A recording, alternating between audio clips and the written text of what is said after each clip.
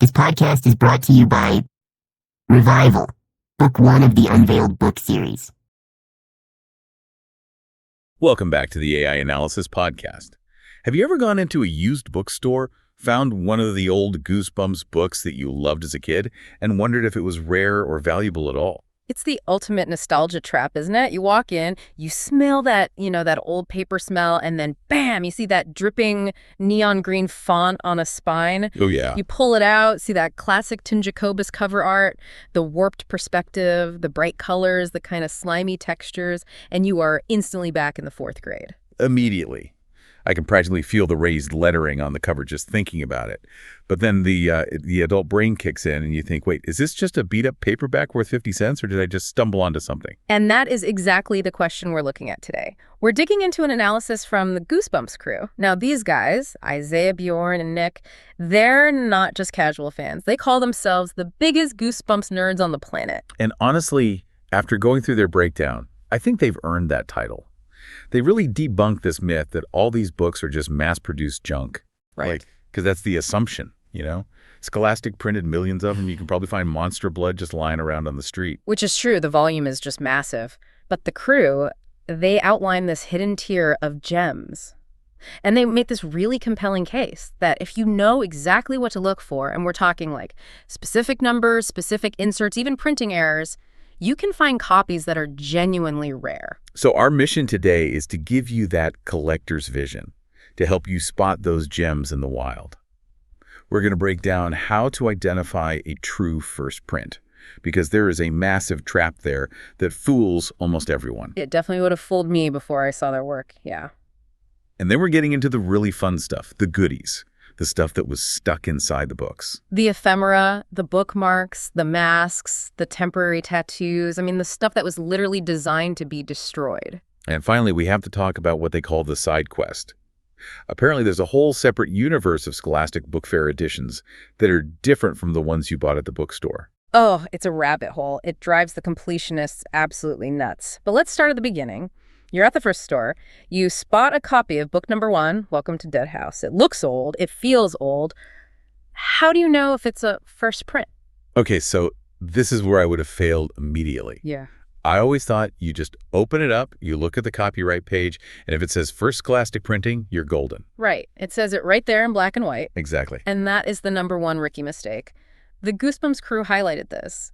That text, First Scholastic Printing, that just refers to the edition of the book, not the specific printer. Oh, so that text just stays there forever. For a very, very long time. You could be holding the 20th, 30th, even the 40th printing of that book, millions of copies later, and it will still proudly say First Scholastic Printing. That feels intentionally misleading. So if I can't trust the words, what am I actually looking for? You got to look for the math. You need to find the number line.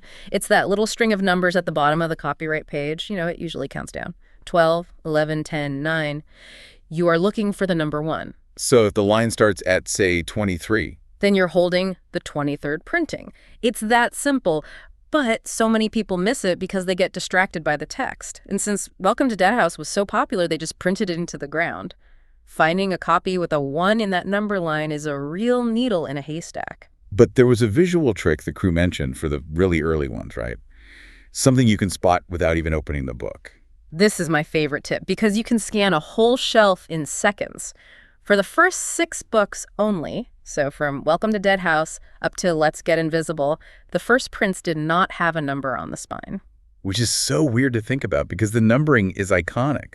The big number 15 or number 42 at the bottom of the spine is part of the whole look. It became the brand, yeah.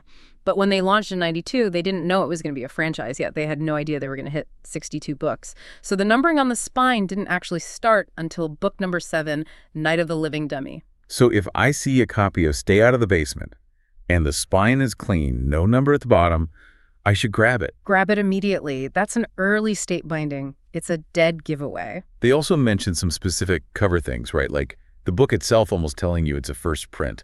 Yeah, these are cool because they're like little time capsules of the marketing back then. For book 19, Depth Trouble, the first print run had this green splotch printed right on the cover art that said, "Warning." It wasn't a sticker, it was printed on the cover. And Return of the Mummy had something similar. Right, a blurb for a contest. These were, time-sensitive campaigns. So once the contest is over, they just remove those elements for the next printing. So if you see the blurb, you know you're holding a copy from that initial launch. Okay, so we've got the number line, the clean spine for the first 6, and the promo blurbs. Those are the technical checks. But now we have to talk about the value drivers that really blew my mind. The inserts. This is the heart of high-end collecting. You have to remember, R.L. Stine and Scholastic weren't just selling stories. They were selling, like, an experience. They were competing with video games, with TV, so they started stuffing the books with toys. And this is where the tragedy comes in for collectors. Because Yeah. who's the target audience? 7-year-olds. And what does a 7-year-old do with a cardboard mask? They rip it out, they wear it, they sweat in it, they tear the elastic. Exactly. So finding these books with the inserts still intact is, it's nearly impossible. The crew used The Girl Who Cried Monster, book number 8, as the starting line for this. This was the first book to ever have a bonus item. It was a bookmark. And it sounds simple, but it's a piece of history. It had a checklist of the earlier books and an ad for the next one, Welcome to Camp Nightmare. And the price difference. We are not talking about pennies here. They said a standard first print might be $15, but with the bookmark. You're pushing $130. Wow. That is a wild multiplier for a little slip of paper. But it's not just paper. It's a survivor. It represents a book that made it through the 90s without a kid doing what they were supposed to do with it. And that gets even harder with book number 11, The Haunted Mask. Oh, this one is just painful. Because the insert was literally the face of the villain. A cardboard mask perforated into the back of the book. The instructions were explicit. Tear this out, cut out the eye holes, and wear it. It's design destruction. The hosts were joking about how you can't even blame the kids. If I'm 10 years old and I get that book, that mask is coming out in 5 seconds. Which creates this fascinating tension. If you find a haunted mask with the mask still inside, you are holding an object that, it defied its own purpose. It's a failure of play that became a collector's success. And then we have the tattoo. Book number 12, Be Careful What You Wish For. I have to say, this part of their discussion had me laughing. The infamous scar tattoo? It makes no sense. Be Careful What You Wish For is about a girl who plays basketball and makes bad wishes. And the free gift is a big gash. It is so baffling. It's a rub-on tattoo of a jagged scar. It kind of looks like a centipede. And the funniest part is that it has 0 branding, no G logo, no Goosebumps text, just a generic wound. The hosts described the instructions. Wet skin, place scar tattoo, press for 15 seconds. It feels like Scholastic just found a crate of these in a warehouse and said, throw them in book 12. Hey kid, you like basketball? Here's a flesh wound. But again, because it was a temporary tattoo, it was meant to be washed off. Finding one unrubbed, incredibly rare. Moving into the middle era, the inserts get a little more artistic. Book 14, The Werewolf of Fever Swamp, had a calendar. A full fold-out 1994 calendar, and the crew was gushing over this one, and I get it. It featured that amazing Tim Jacobus art. It's probably the most beautiful insert they ever did. But then, weirdly, the well runs dry. They mentioned that after the calendar and another bookmark in Scarecrow Walks at Midnight, there's this huge gap, like 18 books with nothing in them. Yeah, Scholastic probably crunched the numbers. Producing millions of custom inserts isn't cheap. So there's this dry spell until book 32, The Barking Ghost. And here, they brought back the tattoo idea, but they fixed the branding issue. Right, this time it was the actual Goosebumps logo. Which makes way more sense. If you're a kid walking around with the logo on your arm, you're a walking billboard. It's brand loyalty. Then we get to Horror Camp Jelly Jam, book 33, The Decal of Doom. Which was an iron-on transfer of the character Buddy. The hosts had this hilarious bit about this. They joked about finding a pristine copy, ripping out the decal, ironing it onto a plain white t-shirt, and trying to sell it on eBay as a rare vintage 90s shirt. Which would, technically destroy a valuable book to create a shirt of highly questionable value. Yeah. But I get the temptation. You can't just go buy a Buddy iron-on today. One more from this era, Revenge of the Lawn Gnomes. This had a glow-in-the-dark sticker for your light switch. Yes, featuring the art from Ghost Beach for some reason. It's just such a peak 90s concept. Let's make the light switch spooky. But again, think about it. A sticker is meant to be stuck. Once it's on your bedroom wall, it is never going back in the book. It really paints a picture of being a fan back then. You weren't just reading, you were getting like a little prize box every month. And that prize box strategy shifted gears completely when they hit book number 40. Right, the trading card era. Before we dive into that, and the confusing, chaotic world of book fair editions, we're going to take a quick break for our sponsor. The veil between her world and the other realm has faded, unleashing magic into the lives of ordinary citizens. Awakening from a 4-year coma, Tori James discovers a world transformed. For some, like Tori, the unveiling ignites hidden abilities. With her expertise in classical languages, she's drawn into a world of thieves and magic. Join Tori on her magical journey in Book 1 of the Unveiled book series, Revival. Unveil your destiny.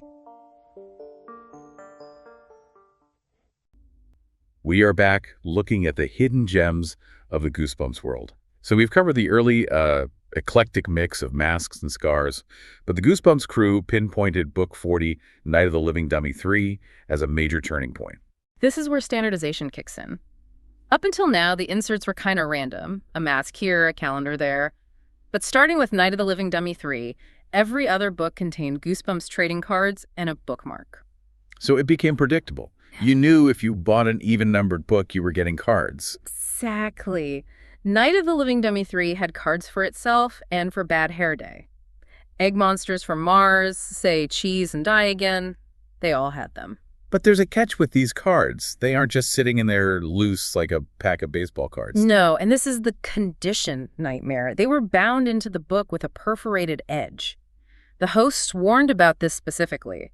That perforation is incredibly fragile. I think we need to explain this for people who might only read on like a Kindle. When you open a paperback, you have to bend the spine, right? Right, and when you crack that spine to read the middle pages, you're putting stress right on that perforation line.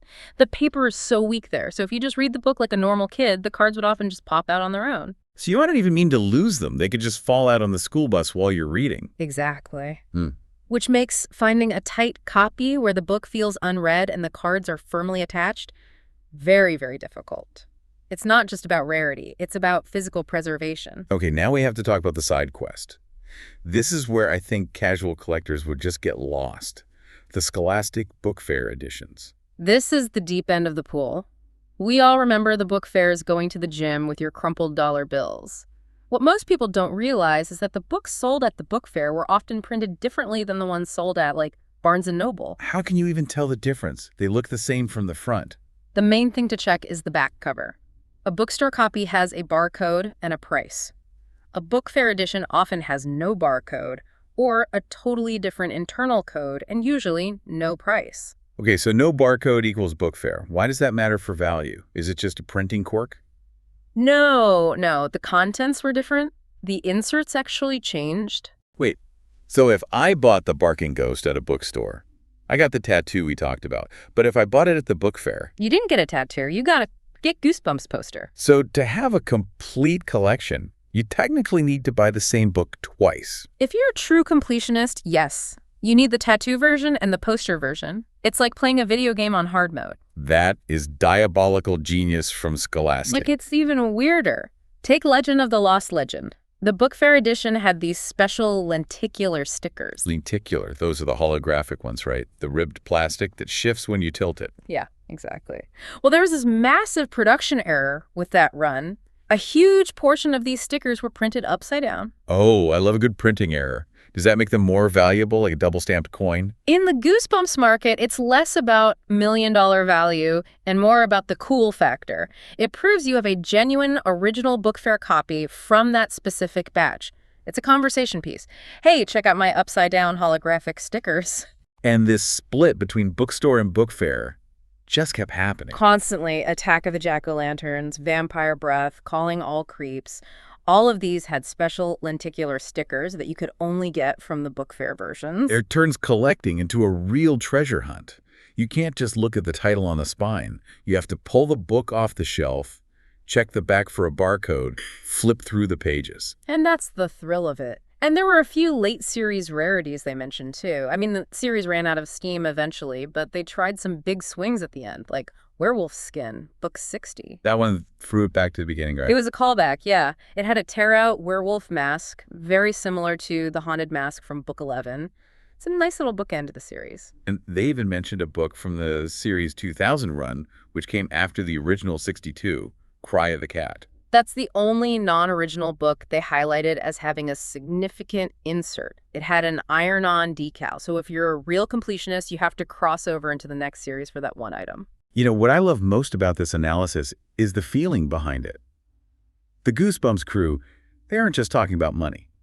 I mean, sure, seeing a $130 price tag on a bookmark is shocking, but they kept emphasizing finding these things in the wild. That's the fun part. It's not about clicking buy now on eBay and having it shipped to you. It's about going to a garage sale, digging through a dusty box, and finding that one copy where the kid didn't rip out the mask. That's like archaeology, pop culture archaeology. It really is. These items were designed to be ephemeral.